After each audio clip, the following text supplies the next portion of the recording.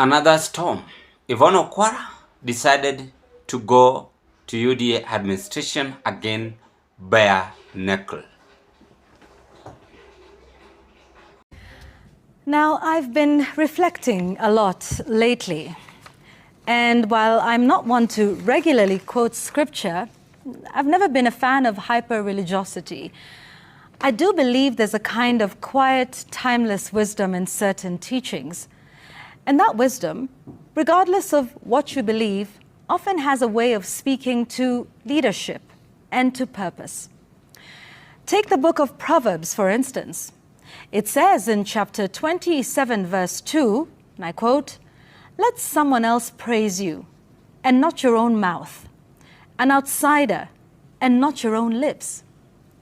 Now, there is something so grounding in that, a reminder that impact doesn't need a microphone, that true leadership doesn't always come wrapped in self-congratulation, and that when the applause starts to come only from the stage and never from the crowd, perhaps it's time to listen a little more closely.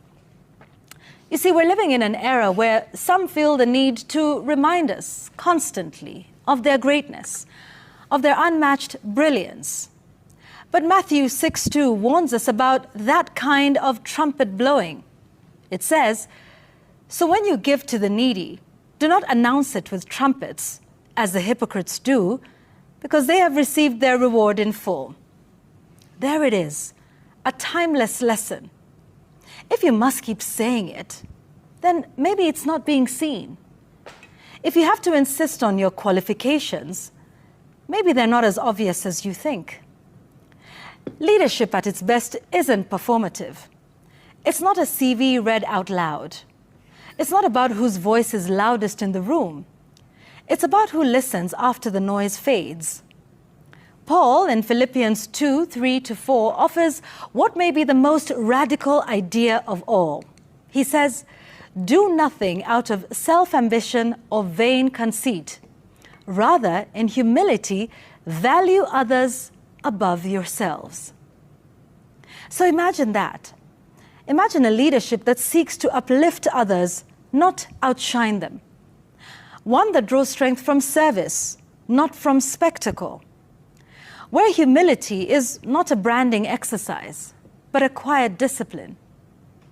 So no, I don't often quote the Bible, but sometimes it's hard not to. Because whether you are a believer or not, these words still hold. And they ask us to remember one thing, that real leaders don't tell you they're great.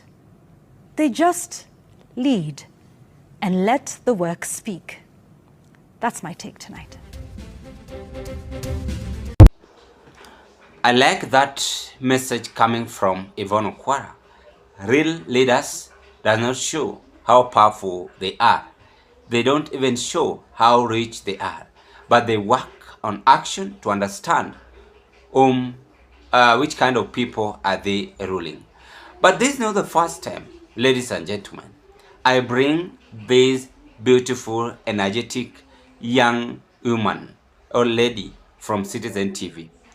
Well, Yvonne Okwara's job is not to attack UDA administration, but she is speaking facts which a leader is expected to do.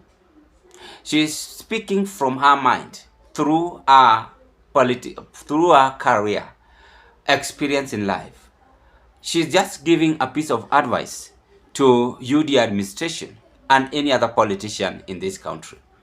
But this message seems to direct to William RUTO. To be direct to William RUTO is the one who lacks some leadership skills, which I keep on talking about here. Yesterday, RUTO said about motorbike that the least amount purchase price is 95,000 shilling, 95k. So I wonder, and Kenyans are questioning, when you go to motorcycle industry to bargain, the least amount you will find is 150 or 100,000 shillings. So why are we lying? That is the first thing Yvonne Okwara is questioning. There are so many things we talk about based on the promises. The current head of state even cried in church, being prayed, even preached, but his action is no longer the same with whatever he's saying. When we talk about illegal abduction, it's not supposed to happen in this administration or in another government administration or even my government administration, God willing. When we talk about illegal arrest and so on and so on. So there are so many things we are forgetting, but we must ask ourselves, are we following good characteristic of a leader? Are we having good characteristic of a good leader? Those are the things we must ask ourselves. So Yvonne Okwara decided to teach them some verse in the Bible. You must understand this and come out with a conclusion that leadership is all about humility. Leadership is all about understanding yourself. Leadership is all about wisdom. Leadership is all about making your appropriate decision. Some of us in leadership, they don't want to make that.